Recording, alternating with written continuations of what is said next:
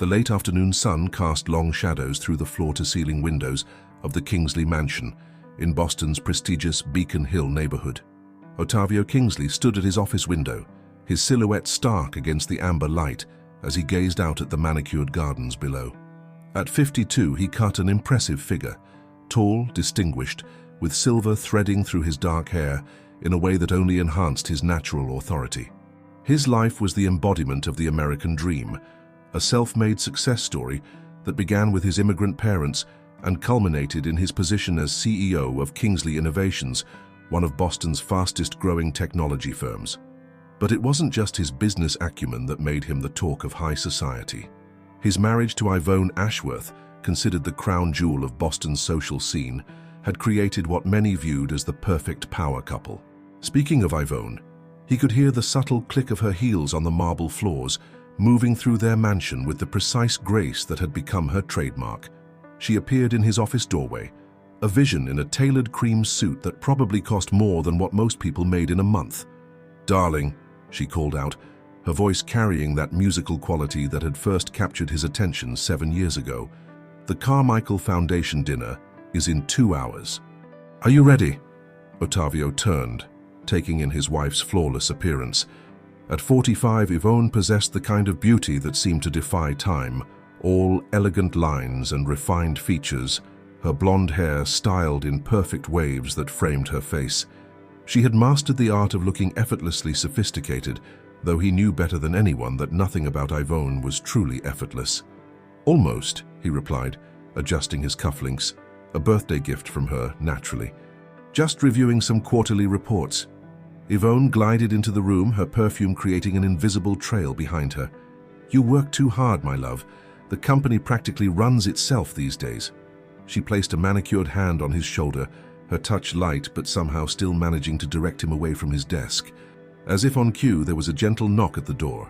Marilda Caldwell, their housekeeper's daughter who had recently joined their household staff, stood there with a garment bag containing Ottavio's tuxedo. She was young, perhaps in her mid-20s, with a quiet dignity about her that set her apart from their other staff members. "Your tuxedo, Mr. Kingsley," she said softly, her eyes downcast in that proper way that Yvonne insisted upon for all their household staff. "Thank you, Marilda," Ottavio responded warmly. He had always believed in treating his employees, whether at his company or in his home, with genuine respect. Yvonne's perfectly shaped eyebrows twitched slightly at his tone, but her social mask remained firmly in place. "That will be all, Marilda. Please ensure the cars are ready in an hour and a half." As Marilda left the room, Ottavio couldn't help but notice the slight stiffening of her shoulders at Yvonne's dismissive tone. It was subtle, almost imperceptible, but it reminded him of something his father used to say. The true measure of a person isn't how they treat their equals, but how they treat those they consider beneath them. The Carmichael Foundation dinner was more than just another social event.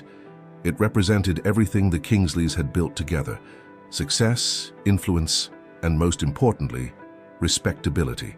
Tonight's guest list included Boston's oldest money and newest innovation, a carefully curated mixture of traditional power and emerging influence. It was exactly the kind of event where Yvonne shined brightest, working the room with practiced charm while simultaneously advancing their social and business interests. What Ottavio didn't know, couldn't know, was that beneath the surface of their perfect life, things were not quite what they seemed. As he watched Yvonne check her reflection in the antique mirror that had once belonged to her grandmother, he had no way of knowing that she had spent the morning in a private meeting with their company's chief financial officer, reviewing certain documents that would never see the light of day. In the kitchen below, Marilda was helping the staff prepare for the evening, all while carrying the weight of her father's final confession. Jonathan Caldwell had been more than just a trusted employee at Kingsley Innovations. He had been a man of principle who had discovered something that troubled him deeply before his passing. The manila envelope hidden in Marilda's modest apartment contained information that could shatter the perfect image of the Kingsley household, information her father had entrusted to her just days before his heart gave out. But for now, the facade remained intact. The staff moved efficiently through their preparations. The cars were being detailed in the circular driveway, and Boston's most envied couple prepared to make another flawless appearance in their social circle. The autumn evening settled around the mansion like a warm blanket, hiding whatever secrets might lurk beneath its perfectly maintained exterior. The only person who seemed to notice anything amiss was Aitor Rothschild, the company's newly appointed auditor, who sat in his downtown office long after normal business hours, frowning at his computer screen as he reviewed certain financial discrepancies that had caught his attention. But even he couldn't yet grasp the full scope of what he was seeing, or how it would eventually intersect with the quiet observations of a housekeeper's daughter who had inherited not only her father's moral compass, but also his most burdensome secret. As the sun finally dipped below the horizon, casting the last golden rays across the Boston skyline, the stage was set for a story that would prove that even the most perfectly crafted facades can crack, revealing the complicated truths that lie beneath the surface of seemingly perfect lives. The Carmichael Foundation dinner was in full swing at the Boston Harbor Hotel's grand ballroom. Crystal chandeliers cast a warm glow over the gathering of New England's elite, their light reflecting off designer gowns and precious jewelry like stars brought down to earth. In the center of it all, Yvonne Ashworth Kingsley worked the room with the precision of a master conductor, her laugh floating above the gentle murmur of conversation at just the right moments. Marilda Caldwell stood discreetly near one of the service entrances, overseeing the waitstaff with quiet efficiency. From her position, she could observe the entire room, including the way Yvonne's hand lingered just a moment too long on the arm of Charles Montgomery, the CEO of a rival tech company. It was the kind of detail most would miss, but Marilda had inherited her father's gift for observation. Everything running smoothly? The question came from Aitor Rothschild, who had appeared beside her so quietly she nearly jumped. The auditor looked somewhat out of place in the glittering crowd, his practical dark suit a contrast to the tuxedos around him. "Yes, Mr. Rothschild," Marilda replied, trying to calm her racing heart. Something about the auditor's presence made her think of the envelope hidden in her apartment, the one her father had pressed into her hands with trembling fingers. "The service has been without incident." Aitor nodded, his eyes scanning the room with the same methodical attention she'd noticed him apply to spreadsheets during his visits to the Kingsley offices. "Your father was an excellent man," he said suddenly, his voice low. "He had a real eye for details." Before Marilda could respond, a commotion near the main table drew everyone's attention. Yvonne had risen from her seat, her face a mask of controlled anger, as she addressed one of the servers who had apparently committed some grievous error. "This is completely unacceptable," Yvonne's voice carried across the room, though she never raised it above a socially acceptable level. "Do you have any idea how much this Valentino costs?" Marilda recognized the server, Sarah, a college student, working to pay her tuition. The girl stood frozen, a now empty champagne tray trembling in her hands, while a dark stain spread across the side of Yvonne's designer gown. Without hesitation, Marilda moved across the room, reaching the scene just as Ottavio arrived from the opposite direction. "I'll take care of this immediately, Mrs. Kingsley," Marilda said, already producing the emergency stain removal kit she always carried at such events. "You most certainly will not," Yvonne snapped, stepping back. "I think you've all demonstrated enough incompetence for one evening. Ottavio, darling, would you please call Harrison? I need to change, and he can bring one of my backup gowns from the house." Ottavio frowned slightly, looking between his wife and the two staff members. "Yvonne, I'm sure it was an accident. Perhaps we could handle this with a bit more discretion." But Yvonne was already moving toward the exit, her social smile firmly in place, despite the steel in her eyes. "Discretion doesn't remove champagne stains, darling. And speaking of discretion," she turned to face Sarah, "you needn't return for the remainder of the evening, or any future events for that matter." As Yvonne swept from the room, Marilda caught a glimpse of something in Aitor Rothschild's expression, a calculating look that seemed to confirm something he'd already suspected. She wondered if he too had noticed how Yvonne had used the incident to excuse herself, just before the Foundation's director was due to make his announcement about upcoming financial audits of their major donors. Later that evening, after the guests had departed and the staff was finishing the cleanup, Marilda found herself in the hotel's service corridor, her father's words echoing in her mind. Sometimes, Marilda, the biggest secrets hide in plain sight, dressed up in designer clothes and social graces. She was so lost in thought that she almost missed the sound of hushed voices around the corner. Yvonne's distinctive tone caught her attention, followed by what sounded like Charles Montgomery's deeper rumble. Marilda froze, not wanting to interrupt what was clearly meant to be a private conversation. "Everything is in place," Yvonne was saying. "The transfers have been arranged exactly as we discussed. No one suspects a thing, not even my dear, trusting husband." "And the new auditor?" Montgomery's voice was concerned. "I've heard he's particularly thorough. Ito Rothschild is a minor inconvenience, nothing more. Besides, I have ways of handling such obstacles." The sound of approaching footsteps forced Marilda to retreat quickly to the ballroom. Her hands trembled as she gathered empty glasses onto a tray, her mind racing with the implications of what she'd overheard. The envelope in her apartment suddenly felt more important than ever. Across the room, Ottavio was speaking with the foundation's director, his familiar laugh carrying across the space. He looked every inch the successful, confident businessman, completely unaware of the currents moving beneath the surface of his perfect life. Ito Rothschild stood near one of the tall windows, apparently admiring the harbor view. But Marilda noticed how his reflection in the glass allowed him to observe Yvonne's return to the ballroom, and the way his hand tightened almost imperceptibly around his phone when Charles Montgomery followed a carefully calculated 5 minutes later. The night was winding down, but Marilda could feel something else winding up, a complex mechanism of secrets and deceptions that had been set in motion long before this evening.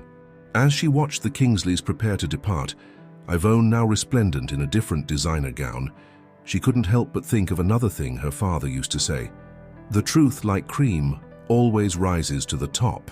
It's just a matter of time." The morning after the Carmichael Foundation dinner, Marilda Caldwell sat at her small kitchen table in her modest South End apartment, staring at the manila envelope her father had entrusted to her. The early morning light filtered through her curtains, casting soft shadows across the carefully organized stack of documents she'd finally found the courage to examine.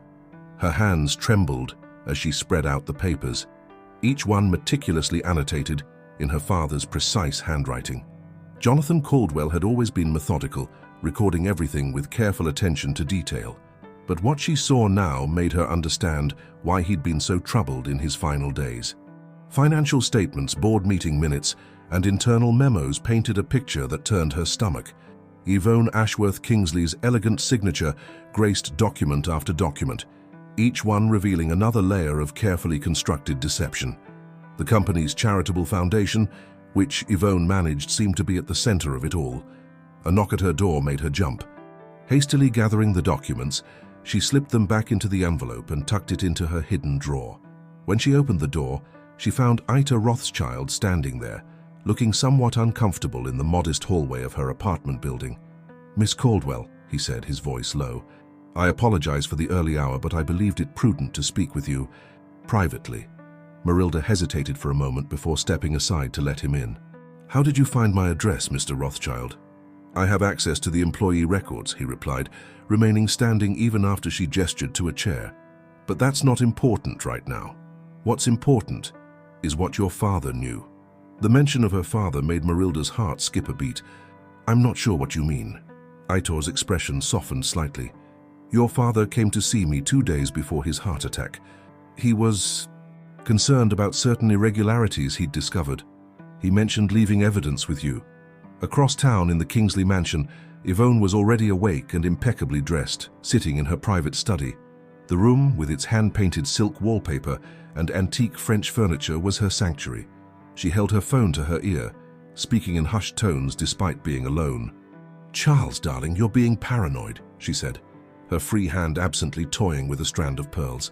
"The foundation's finances are absolutely secure. I've made certain of it." She paused, listening. "The auditor? Please. He's a minor functionary who can be easily managed. Though I must admit I'm becoming concerned about that girl, Marilda. She's entirely too observant for her position." In the main house kitchen, Ottavio was enjoying his morning coffee, reviewing the business section of the Boston Globe. The paper featured a glowing article about Kingsley Innovations' charitable initiatives, complete with a photo of him and Yvonne at last night's foundation dinner. The image showed them smiling, the perfect power couple, though he couldn't help but notice something strained in Ivone's expression that the camera had captured. His phone buzzed with a message from his assistant. Mr. Rothschild has requested an urgent meeting regarding the foundation's accounts. Ottavio frowned, setting down his coffee. The foundation was Ivone's project. She had insisted on managing it personally, claiming it needed a woman's touch to properly balance the social and charitable aspects. He'd been happy to let her take the reins, trusting her completely. Now, something in Aitor's request made him uneasy. Back in Marilda's apartment, she and Aitor sat in tense silence as he reviewed some of the documents she'd finally shared. His expression grew increasingly grave as he turned each page. "Miss Caldwell," he said finally, "what we're looking at here, it's more serious than I initially suspected. Mrs. Kingsley has been extremely clever, using the Foundation's legitimate charitable works to obscure her activities. The question is, what do you want to do about it?" Marilda stood and walked to her window, looking out at the city she'd grown up in. Her father had always taught her that integrity was worth more than gold. "Mr. Kingsley deserves to know the truth," she said quietly, "but it needs to be handled carefully. If we move too quickly, Ivone might find a way to hide everything." Aitor nodded, pulling out his phone. "I agree. I've been building my own case, but your father's documents fill in the crucial gaps. We need to proceed strategically." He paused, considering. "The annual charity gala is in 3 weeks. Everyone who matters will be there, including the board members. And Ivone always uses these events to showcase her control over the foundation," Marilda added, beginning to understand his thinking. "Exactly. But before then, we need to make sure all our evidence is properly documented and secured. Mrs. Kingsley has many influential friends, and she won't go down without a fight."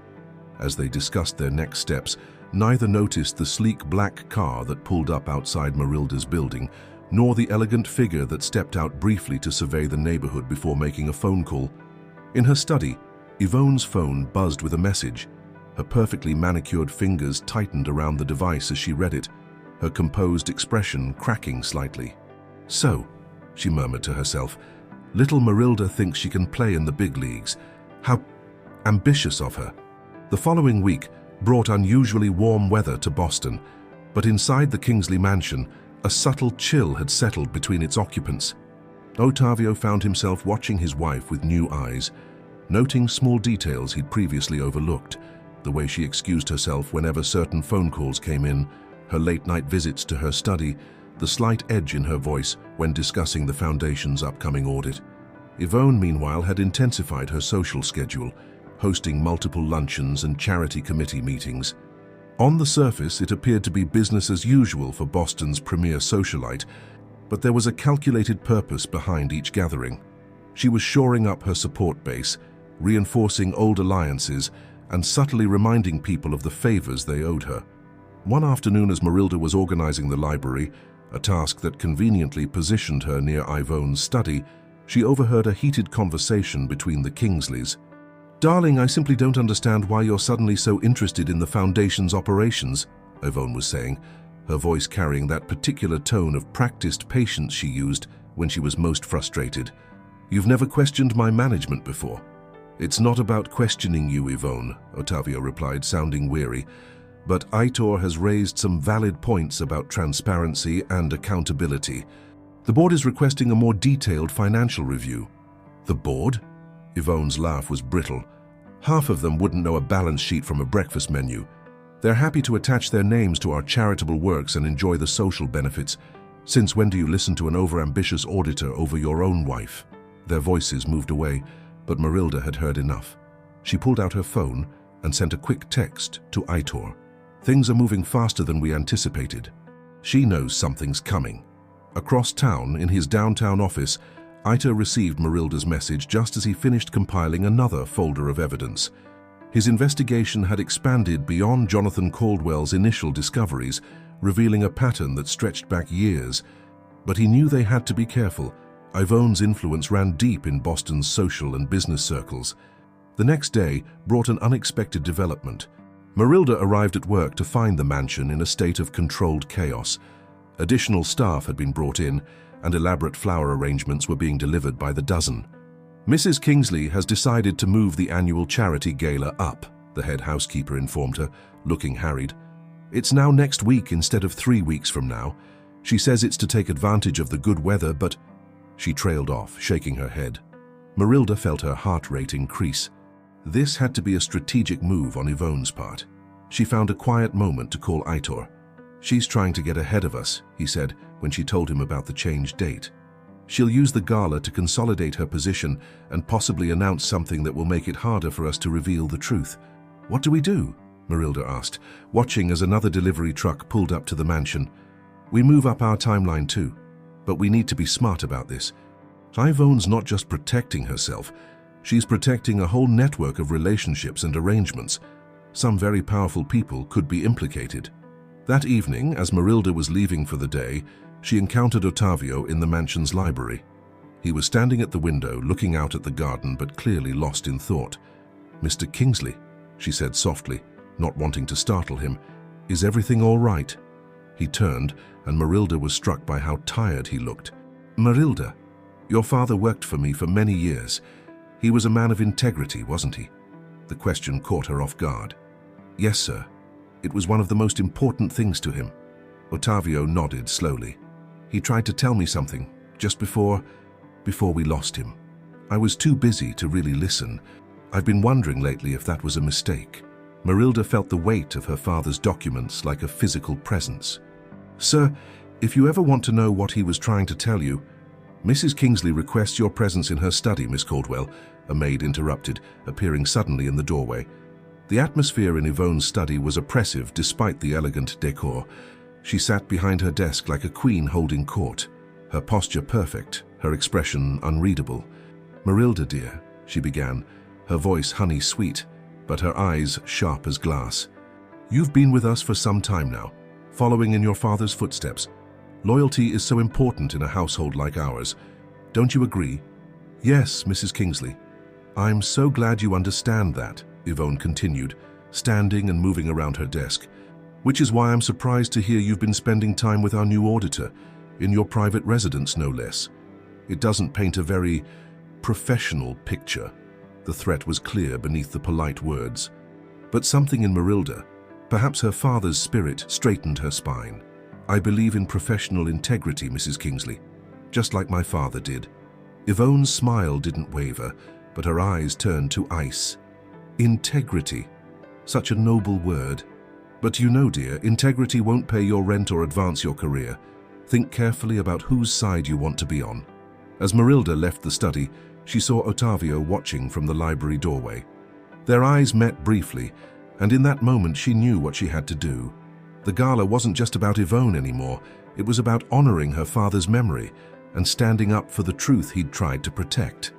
The week before, the hastily rescheduled charity gala transformed the Kingsley mansion into a pressure cooker of tension and unspoken accusations. Every interaction between Ottavio and Yvonne had taken on new meaning, loaded with subtext and suspicion. The perfect facade they'd maintained for years was beginning to show hairline cracks, visible only to those who knew where to look. Yvonne had doubled down on her social obligations, treating each lunch meeting and committee gathering like a military campaign. Her phone buzzed constantly with messages from Charles Montgomery and others in her carefully cultivated network. To the outside world, she appeared to be nothing more than a dedicated socialite preparing for her biggest event of the year.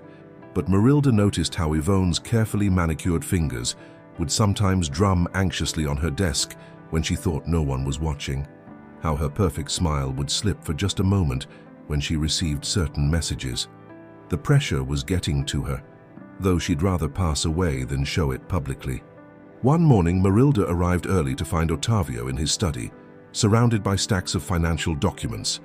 Dark circles under his eyes suggested he'd been there all night. "Sir," she ventured, setting down his usual morning coffee. "Is there anything else you need?" Ottavio looked up, his expression haunted. "Do you know what it's like, Marilda, to realize everything you believed in might be built on sand? To question every memory, every moment?" Before she could respond, the sharp click of Yvonne's heels echoed down the hallway. Marilda quickly busied herself with straightening already neat items on his desk. "Darling, you look terrible," Yvonne announced, as she swept into the room. "Have you been here all night? The board meeting is in 2 hours and you can't look like you've been sleeping in your office." "I've been reviewing the Foundation's records," he replied, his voice carefully neutral. "There are some discrepancies I'd like to discuss." Yvonne's smile never wavered, but her eyes flicked briefly to Marilda. "Of course, darling, but perhaps we should discuss sensitive business matters in private." "Marilda stays," Ottavio said firmly, surprising both women. "I'm beginning to think we need more witnesses in this house, not fewer." The tension in the room could have been cut with a knife. Yvonne's perfect composure cracked for just a moment, showing something dark and angry beneath before she recovered. "As you wish, darling. Though I must say I'm concerned about your recent paranoia. Ever since that auditor started filling your head with ridiculous theories." "They're not theories, Yvonne. The numbers don't lie." He held up a document. "Can you explain why the Foundation's charitable contributions don't match our tax records? Or why certain donations seem to vanish into offshore accounts?" "All perfectly normal financial management, darling. I'm surprised you're suddenly interested in these tedious details. You've always trusted me to handle the Foundation's affairs." "Trust," Ottavio repeated quietly. "Yes, I suppose I have." Meanwhile, across town, Ito Rothschild sat in his office at Kingsley Innovations, piecing together the final elements of their case. Marilda had managed to secretly copy more of her father's documents, and each new piece added to the devastating picture of deception they were assembling. His phone buzzed with a text from Marilda. "Things are escalating. Mr. Kingsley is asking questions, Mrs." "Kingsley seems nervous." Ita's response was immediate. "Keep watching, document everything. We only get one chance at this." Back at the mansion, preparations for the gala were reaching a fever pitch.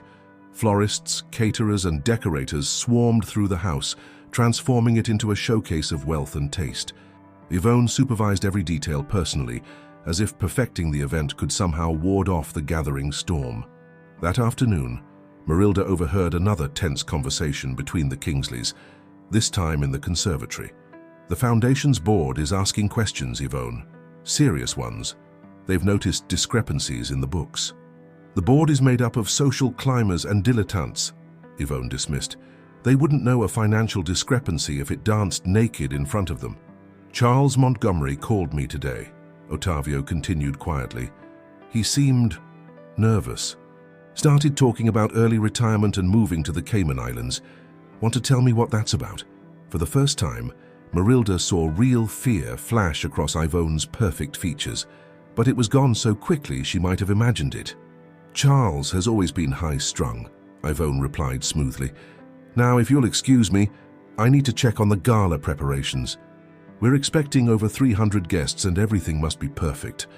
As Yvonne clicked away down the hallway, Ottavio turned to stare out the conservatory windows. His reflection in the glass showed a man wrestling with painful revelations, trying to reconcile the woman he'd married with the truth he was beginning to discover. Marilda quietly withdrew, her heart pounding. She needed to update Aitor. The gala was 4 days away, and she could feel everything building to a breaking point. Her father's documents weighed heavily in her conscience, pushing her toward a moment of truth that would change everything. That evening, as she was leaving, she passed Yvonne's study and noticed the door slightly ajar. Inside, she could hear Yvonne speaking in low, urgent tones. "Everything is under control. Yes, I understand the risks. No, Ottavio suspects nothing concrete. The gala will proceed as planned, and afterward..." "Yes, exactly. After the gala, none of this will matter anymore." Marilda hurried away, her mind racing. Whatever Yvonne was planning, it was clear the gala would be more than just another social event. It would be the battlefield where years of careful deception would either triumph or come crashing down.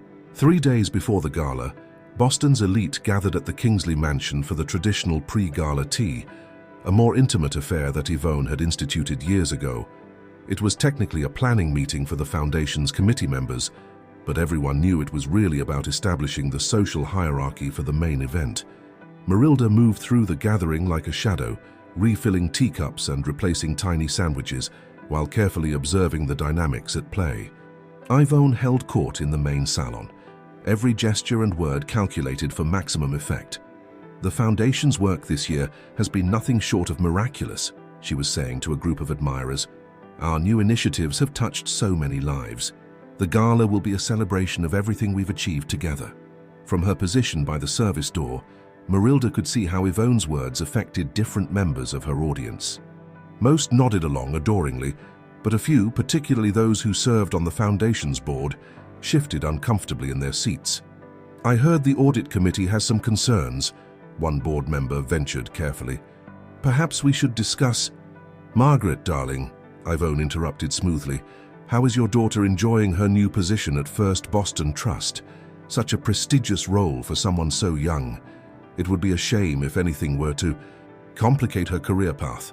The implied threat hung in the air like expensive perfume. Margaret's face paled slightly, and she quickly became very interested in her tea. Ottavio appeared in the doorway, looking more tired than ever. He'd taken to spending long hours in his office, poring over documents and making intense phone calls. Marilda had noticed him watching Yvonne during social events, his expression a mixture of pain and growing suspicion. "Ladies," he greeted the group with forced cheerfulness. "I trust everything is in order for the gala?" "Of course, darling," Yvonne replied, her smile never wavering. "Though I wish you'd reconsider the guest list. Inviting all those middle management types. It rather lowers the tone, don't you think?" "Those middle management types are the backbone of our company," Ottavio responded firmly.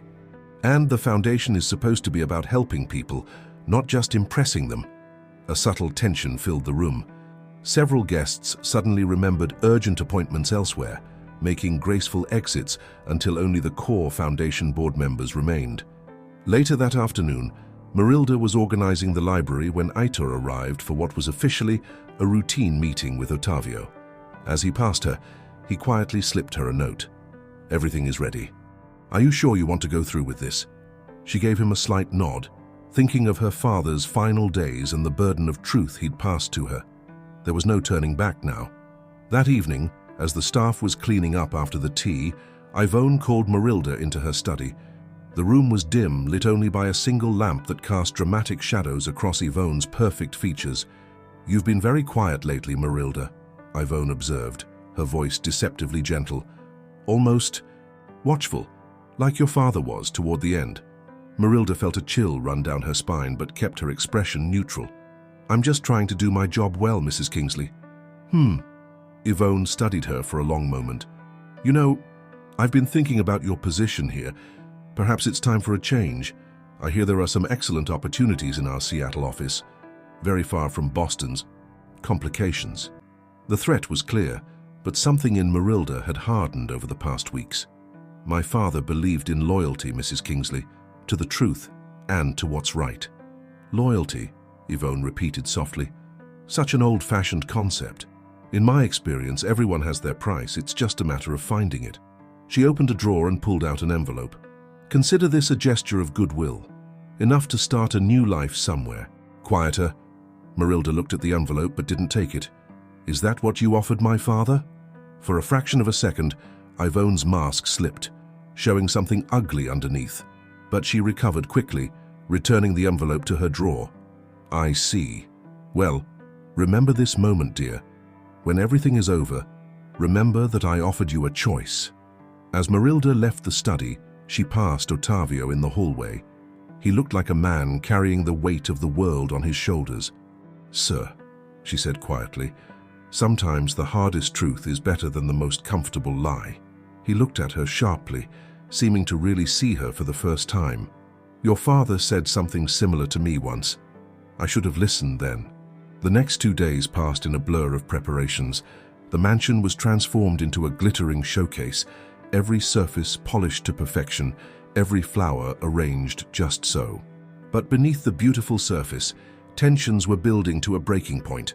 The night before the gala, Marilda sat in her apartment, looking at her father's documents one last time before securing them in a safe place. Tomorrow would change everything, for the Kingsleys, for the foundation, and for her. She thought of Yvonne's threat and Ottavio's growing awareness, of Aitor's careful preparations, and her father's final wish for the truth to be known. As she finally drifted off to sleep, she could almost hear her father's voice. "The truth isn't always pretty, Marilda, but it's always right. And sometimes, doing the right thing means being brave enough to shatter the beautiful lies people tell themselves." The morning of the gala dawned bright and clear, a perfect autumn day in Boston. The Kingsley mansion hummed with activity as an army of staff made final preparations for what promised to be the social event of the season. Flowers arrived by the truckload, ice sculptures were carefully positioned, and crystal champagne flutes were polished to sparkling perfection. Marilda arrived earlier than usual, her father's documents safely stored in multiple secure locations. She'd spent a sleepless night going over every detail with Ita, making sure their evidence was ironclad. They couldn't afford any mistakes, not with what was at stake. She found Ottavio in his study, staring at an old photograph of him and Yvonne on their wedding day. He looked up as she entered, his expression troubled. "You know, Marilda, I've been thinking about something your father said to me once. He told me that true wealth isn't measured in dollars but in truth and integrity." "He lived by those words, sir," Marilda replied softly. "Yes, he did. And now I wonder if—" He was interrupted by Yvonne's arrival, immaculate in a morning suit that probably cost more than Marilda's yearly salary. "Darling, the video crew is here to set up for my foundation announcement," Yvonne declared. "I need you to review your speech for the presentation." "What announcement?" Ottavio asked, his voice sharp. "Oh, didn't I mention? I'm announcing a major expansion of the Foundation's international operations. The board has already approved it." Her smile was brilliant but didn't reach her eyes. "We're moving into some exciting new territories with very flexible banking regulations." Marilda saw Ottavio's face darken. "The board hasn't approved anything, Yvonne. I checked with them yesterday. A mere formality, they'll sign off on everything tonight before the announcement." Yvonne waved her hand dismissively. "Now, about your speech." "No." Ottavio's voice was quiet but firm. "No more speeches, no more announcements, no more pretending everything is fine. We need to talk about what's really going on with the Foundation's finances." For a moment, something dangerous flashed in Yvonne's eyes. "Darling, this isn't the time. We have hundreds of guests arriving in a few hours." "It's exactly the time," he insisted, "before you make announcements that could have serious consequences. Charles Montgomery called me again yesterday. He was practically begging me to stop you from making this announcement." Yvonne's perfect composure cracked slightly. "Charles should learn to mind his own business. As should you, darling. Some things are better left unquestioned." "Like the Foundation's missing millions?" Ottavio asked quietly. "Or the offshore accounts? Or the way every board member who asks too many questions suddenly finds a reason to resign?" The tension in the room was unbearable. Marilda tried to make herself invisible, but Yvonne's sharp gaze found her anyway. "I think we need to discuss this privately," Yvonne said, her voice arctic. "Marilda, you're dismissed. In fact, you might want to consider taking the rest of the day off." "She stays," Ottavio said firmly. "I'm tired of secrets in this house, tired of pretending we don't see what's happening right in front of us." Yvonne's laugh was like breaking glass. "And what exactly do you think is happening, darling? Have you been listening to that tedious auditor's conspiracy theories? Or perhaps—" her gaze slid to Marilda. "You've been getting ideas from other sources?" "I've been looking at the evidence," Ottavio replied. "The real evidence, not the doctored reports you've been showing the board. Did you think I wouldn't figure it out eventually?" "Figure what out?" Yvonne's voice was dangerous now. "That I've been managing our affairs, protecting our interests, building something greater than your limited vision could imagine? You've been stealing from our own charity," Ottavio said quietly. "Using our foundation to enrich yourself and your friends. My God, Yvonne, these were meant to be real charitable works, not your personal piggy bank." The mask finally slipped completely from Yvonne's face, revealing something cold and calculating beneath. "Don't be naive, darling. Everyone uses charitable foundations this way. The only difference is that I'm better at it than most. And until recently, you were perfectly happy to enjoy the benefits without asking questions. That changes tonight," Ottavio declared. "I'm calling an emergency board meeting before the gala. Everything comes out in the open." "I wouldn't advise that," Yvonne said softly. "You have no idea how many powerful people would be inconvenienced by such transparency. Think carefully about what you're risking." "Are you threatening me, Yvonne? I'm protecting you, darling, just as I always have." She moved toward the door, then paused. "Oh, and Marilda, I want those documents your father gave you on my desk within the hour. All of them. Don't make me ask twice." After she left, the study fell into heavy silence. Ottavio sank into his chair, looking suddenly old and tired. "Your father tried to warn me, didn't he? Before his heart gave out?" Marilda nodded slowly. "He couldn't bear watching what was happening to the Foundation. He believed in you, Mr. Kingsley, in what the Foundation was supposed to represent. And now? Now it's time for the truth," Marilda said quietly. "All of it." As afternoon faded into evening, the Kingsley mansion transformed into a glittering wonderland. Crystal chandeliers sparkled overhead, their light reflecting off gilt-edged mirrors and polished marble. The air was heavy with the scent of roses and lilies, arranged in towering displays that would have put European palaces to shame. In her small room off the kitchen, Marilda changed into the formal black uniform required for senior household staff during major events. Her hands trembled slightly as she pinned her father's old service pin to her collar, a small silver star awarded for 20 years of loyalty to the Kingsley family. Ito had positioned himself strategically, arriving early under the guise of reviewing some last-minute Foundation documents. He caught Marilda's eye as she passed through the main hall, giving her a slight nod. Everything was in place. Upstairs, in their private quarters, Ottavio and Ivone were preparing separately, a departure from their usual routine of getting ready together for major events. Ivone had chosen a stunning haute couture gown in deep burgundy, its sophisticated lines making her look like a Renaissance portrait come to life. She was just fastening a diamond necklace when her phone buzzed with an urgent message from Charles Montgomery. "Don't do this," the message read. "Too many people involved, too much at stake." She deleted it with a slight smile, adding Montgomery's number to her blocked list. He had served his purpose, but now he was becoming a liability. After tonight's announcement, none of his fears would matter anyway.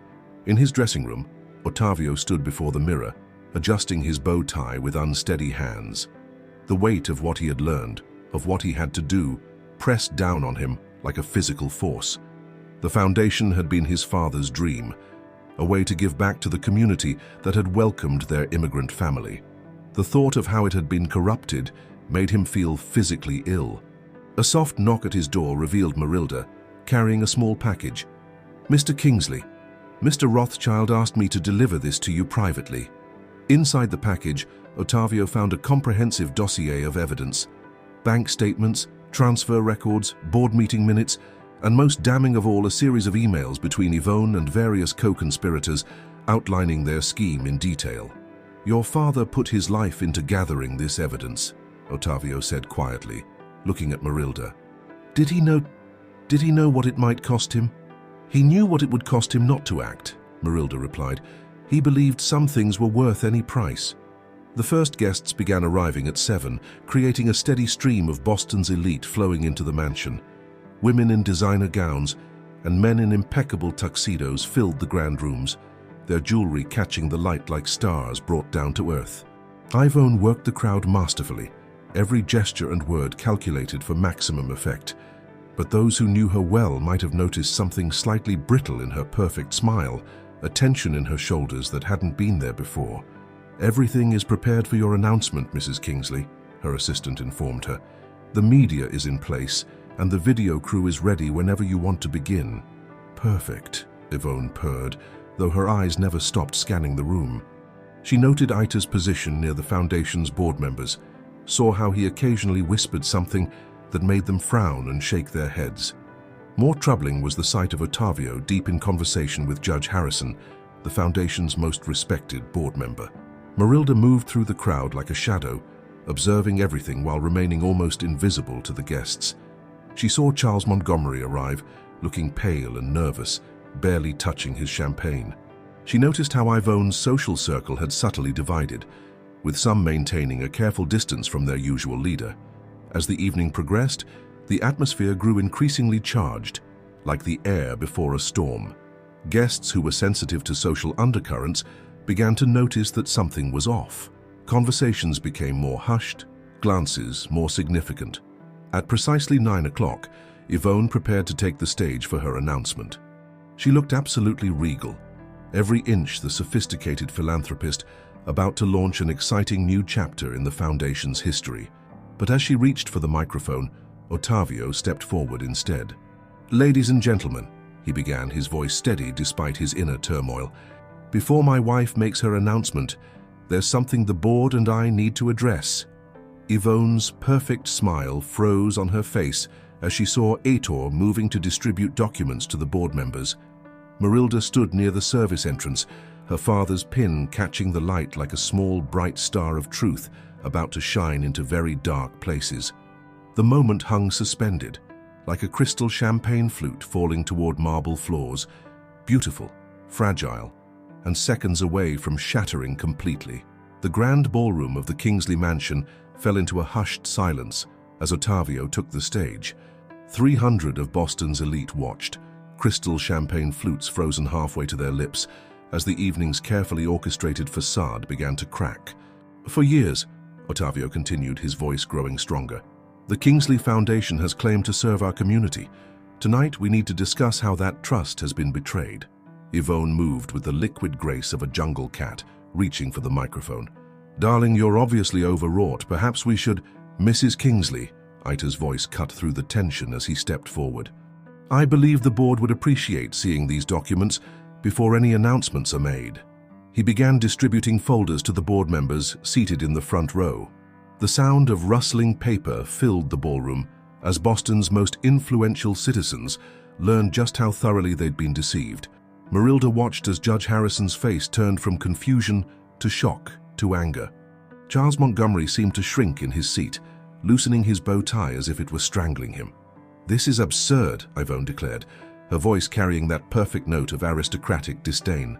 "A pathetic attempt by a junior auditor to make a name for himself. Surely you don't believe—" "It's all here, Yvonne," Ottavio interrupted quietly. "Every transfer, every hidden account, every falsified document. Your entire scheme laid bare." The crowd began to murmur, the sound growing like waves against rocks. Marilda saw several guests discreetly heading for the exits, not wanting to be associated with what was unfolding. "Do you have any idea," Yvonne said, her voice dropping to a dangerous whisper, "how many people in this very room have benefited from my financial arrangements? How many careers and reputations would be destroyed by this misguided crusade for transparency?" Judge Harrison stood up, his face flushed with anger. "Are you threatening us, Mrs. Kingsley?" "Not at all, Your Honor. Merely pointing out that complex financial structures often have complex implications." But the tide had turned. Board members were flipping through the documents, pointing out discrepancies, whispering in horrified tones. The evidence was overwhelming, each page revealing another layer of deception. "I trusted you," Ottavio said, his voice heavy with emotion. "We all did. You took a charitable foundation meant to help people and turned it into your personal empire." Yvonne's perfect composure finally cracked. "I turned it into something powerful, something that could actually influence real change, not just hand out pittances to whatever cause was fashionable this season. Everything I did was to build something greater than integrity, than truth." Marilda found herself stepping forward, her father's pin gleaming on her collar. "My father discovered what you were doing. He tried to stop it." "Your father," Yvonne spat, "was a simple man who couldn't see the bigger picture, just like my husband, just like all of you with your pathetic moral absolutes. Do you think real power comes from following rules?" The ballroom had become deadly quiet, 300 witnesses to the implosion of Boston's most celebrated socialite. Charles Montgomery tried to slip away, but 2 board members blocked his path. "The Foundation's board is hereby frozen," Judge Harrison announced, his judicial authority evident in every word. "All accounts will be audited, all transactions reviewed. Mrs. Kingsley, I strongly suggest you retain legal counsel." Yvonne looked around the room at the faces that had once smiled and simpered at her every word, now turned cold and judgmental. Her carefully constructed world was collapsing, and she knew it. "You have no idea what you've done," she said, looking directly at Marilda. "The people I've protected, the deals I've brokered. This goes so much deeper than your simple mind can comprehend." "Perhaps," Marilda replied quietly, "but my father taught me that the truth may be simple, but it's never weak." The evening that was supposed to be Yvonne's greatest triumph had become her greatest humiliation. As board members huddled with legal counsel and guests quickly departed, she stood alone in the center of her perfect ballroom, surrounded by the ruins of her carefully constructed life. Ottavio approached her, his face etched with sadness. "The car is waiting to take you to your sister's house. I suggest you go quietly while you still can." For a moment, something vulnerable flickered across Ivone's face, perhaps the first real emotion she'd shown in years. Then her mask snapped back into place, brittle but intact. "You'll regret this," she said softly. "All of you. When everything falls apart, remember that I was the one holding it together." As she clicked across the marble floors toward the exit, her burgundy gown sweeping behind her like spilled wine, Marilda thought about power. Not the kind that came from money or social position, but the quiet power of truth and integrity that her father had believed in until his last breath. The days following the gala passed in a blur of media speculation and social upheaval. The Kingsley Mansion, once the crown jewel of Boston's social scene, became eerily quiet. The army of staff continued their duties, but now they moved through the rooms like ghosts, speaking in whispers, as if afraid to disturb the settling dust of Yvonne's fallen empire. Ottavio threw himself into salvaging what he could of the foundation, working closely with Aitor and the board to untangle the web of financial manipulation. Every day brought new discoveries, each more disheartening than the last. "The scope of it is staggering," Aitor explained one morning, spreading documents across Ottavio's desk. She managed to influence everything from real estate developments to corporate mergers, all using the foundation's resources. Marilda, who had been asked to stay on as Ottavio's personal assistant, watched the toll it took on him. The man who had once stood so tall and confident now carried the weight of betrayal in every step. "How did I not see it?" he asked her one evening, staring out at the garden Yvonne had once ruled over like a queen. "All those years right in front of me." "Sometimes," Marilda replied gently, "we don't see things because we're too close to them. My father used to say that trust is like a blank canvas, beautiful until someone paints it with lies." The social fallout was immediate and far-reaching. Charles Montgomery resigned from his position and left for parts unknown. Several board members faced their own investigations. The carefully constructed network of influence that Yvonne had built began to unravel like a sweater caught on a nail. But amidst the chaos, something unexpected began to emerge. As the truth about the foundation's activities came to light, real charitable organizations started reaching out. People who had been silenced or pushed aside by Yvonne's machinations came forward with genuine proposals for community improvement. "It's like watching a garden grow back after a storm," Judge Harrison commented during a board meeting. All this potential was there, just waiting for the opportunity. One morning, about 2 weeks after the gala, Marilda arrived at work to find a small package on her desk. Inside was her father's old ledger, the one he'd used to first track the discrepancies in the foundation's accounts. Attached was a note from Ottavio. "Your father's integrity helped save not just the foundation, but my faith in what we can accomplish when we stand for what's right. He would be proud of you." The media eventually moved on to other scandals, but the changes at the Kingsley Foundation continued. Under Ottavio's renewed leadership, with input from Aitor and a restructured board, the organization began to fulfill its original mission. Real charitable works replaced social posturing, and genuine community impact became the measure of success. Yvonne's name faded from the society pages, though rumors occasionally surfaced about her living in Europe, trying to rebuild her influence in new circles. But her power over Boston's elite had been irrevocably broken. One afternoon, as Marilda was helping Ottavio organize his office, she found him looking at an old photo album. Pictures of him and Yvonne smiled up from the pages, their happiness looking genuine in those early days. "I've been thinking," he said, closing the album gently, "about what makes a person choose power over truth, appearance over substance." "What conclusion did you reach?" Marilda asked. "That maybe the real power lies in being honest, with others and with ourselves." He smiled slightly. "Your father tried to teach me that. I'm just grateful his daughter gave me a second chance to learn the lesson." The autumn sun streamed through the windows, casting long shadows across the office. Outside, the garden that Yvonne had once used as a backdrop for her social performances was being replanted with vegetables and herbs, part of a new foundation initiative to teach sustainable gardening to local schools. "We're not just rebuilding the foundation," Ottavio continued, looking out at the workers in the garden. "We're rebuilding trust, and this time we're building it on something real." Marilda touched the silver pin on her collar, thinking of her father's quiet strength, his unwavering commitment to what was right. In the end, that commitment had proved stronger than all of Yvonne's carefully constructed illusions. The mansion felt different now, less like a museum of wealth and power, more like a place where real work could be done, real changes could be made. The crystal chandeliers still sparkled overhead, but their light seemed warmer somehow, illuminating truth rather than hiding deception. 6 months after the fateful gala, spring had returned to Boston. The Kingsley Mansion's gardens bloomed with new purpose, transformed from mere decorative displays into productive spaces that served the community. Where Yvonne's prized roses once grew, local students now learned about sustainable agriculture and healthy eating. Marilda sat in what had once been Yvonne's study, now converted into a bright, welcoming office where she managed the Foundation's new community outreach programs. The heavy silk wallpaper had been replaced with warm colors, and where there had once been showcases of expensive art, there were now photographs of real people benefiting from the Foundation's work. The latest reports from the Youth Education Initiative are impressive, Aitor remarked, reviewing documents with her. He had taken on a permanent role as the Foundation's financial director, his meticulous nature now serving to protect rather than expose. "My father would have loved seeing this," Marilda replied, touching the silver pin she still wore.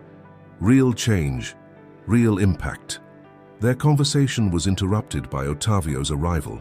The past months had changed him. There was silver in his hair now, but also a new strength in his bearing. He had weathered the storm of scandal and emerged with renewed purpose. "The board just approved our new transparency measures," he announced. "Every dollar we spend, every project we fund will be open to public scrutiny. No more shadows, no more secrets." The Foundation's transformation had sent ripples through Boston's philanthropic community. Other organizations, inspired or shamed by the Kingsley Foundation's new direction, began implementing their own reforms. The age of using charitable foundations as personal piggy banks was ending, at least in their corner of the world. Charles Montgomery had eventually resurfaced in Singapore, attempting to distance himself from the scandal. But his reputation, like many others in Yvonne's circle, never fully recovered.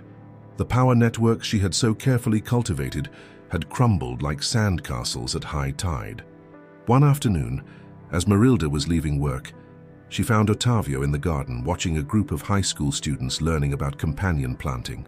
"I received a letter from Yvonne today," he said quietly. "She's in Switzerland, trying to rebuild her life. She asked for forgiveness, not for what she did, but for making the mistake of getting caught." Marilda remained silent, letting him process this in his own way. "You know what's strange?" he continued. "I actually feel sorry for her now. She had everything, wealth, position, respect, but she couldn't see that real power comes from using those things to help others, not control them." A student's laugh rang out across the garden, bright and genuine. It was so different from the polite titters that had once echoed through Yvonne's carefully orchestrated social gatherings. "Your father once told me that true legacy isn't about what you own, but what you build," Ottavio said. "I didn't understand then, but looking at all this," he gestured to the thriving garden and the engaged students, "now I do." As the spring day faded into evening, Marilda thought about power, not the kind that Yvonne had wielded, built on deception and manipulation, but the quiet power of truth and integrity that her father had believed in. In the end, that had proved stronger than all the social connections and hidden accounts in the world. The Foundation's story had become a case study in redemption, proof that even the most compromised institutions could be reformed if people were willing to stand up for what was right. The path hadn't been easy. There had been resistance, setbacks, and plenty of skeptics. But day by day, decision by decision, they were rebuilding something real and meaningful. The mansion itself seemed transformed. Where it had once been a showcase of wealth and social status, it now hummed with purposeful activity. Community meetings filled rooms that had once hosted exclusive soirees. Local artists displayed their work where priceless artifacts had once gathered dust. As darkness fell and the students packed up their gardening tools, Marilda stood at her office window, watching them leave. Each one carried not just newly learned skills, but also the living proof that change was possible, that integrity mattered, and that doing the right thing, however difficult, was always worth the cost. 1 year to the day after the gala that had changed everything, the Kingsley Mansion once again opened its doors for an evening event. But this was no glittering social affair. Instead, it was a community celebration marking the foundation's successful transformation and the launch of its most ambitious initiatives yet. The guest list reflected the foundation's new priorities. Instead of society's elite, the rooms were filled with community leaders, educators, social workers, and the people whose lives had been touched by the foundation's work. The catering was provided by a culinary training program for at-risk youth, and the music came from a local arts education project. Marilda moved through the crowd, no longer in servant's garb, but wearing a simple, elegant dress, her father's pin proudly displayed. She stopped to chat with teachers from the garden program, listened to success stories from scholarship recipients, and shared ideas with other non-profit leaders. Janitor, still meticulous but now more relaxed, was explaining the foundation's new financial transparency protocols to an interested group of other charitable organizations. The system isn't just about preventing misuse, he was saying. It's about building trust and showing real impact. Ottavio took the stage, looking comfortable and genuine in a way he never had during Yvonne's carefully choreographed events. "A year ago," he began, "this foundation lost its way. We forgot that true philanthropy isn't about power or prestige. It's about making a real difference in people's lives." As he spoke about the foundation's new direction and future plans, Marilda felt a presence beside her. It was Judge Harrison, who had become one of their strongest supporters during the Reformation process. "You know," he said quietly, "when your father first tried to bring these issues to light, many of us were too comfortable to listen. It took your courage to make us face the truth." "It wasn't just me," Marilda replied. "It was everyone who chose to do the right thing, even when it was difficult." The evening progressed with a warmth and authenticity that the mansion's walls had never known under Yvonne's reign. People spoke genuinely, laughed honestly, and shared real connections instead of social machinations. Near the end of the night, Ottavio found Marilda in the garden, now illuminated by simple string lights rather than elaborate crystal fixtures. "I have something for you," he said, holding out an envelope. Inside, Marilda found official documentation naming her as the foundation's new executive director of community programs. "Are you sure?" she asked, though her heart swelled with emotion.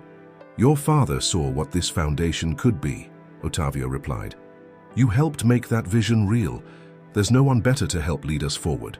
As they walked back inside, Marilda thought about the journey that had brought them here. The mansion was still impressive, but its grandeur now served a purpose beyond mere display. The rooms that had once showcased wealth now fostered hope and opportunity. She thought of Yvonne, somewhere in Europe, still believing that power came from control and manipulation.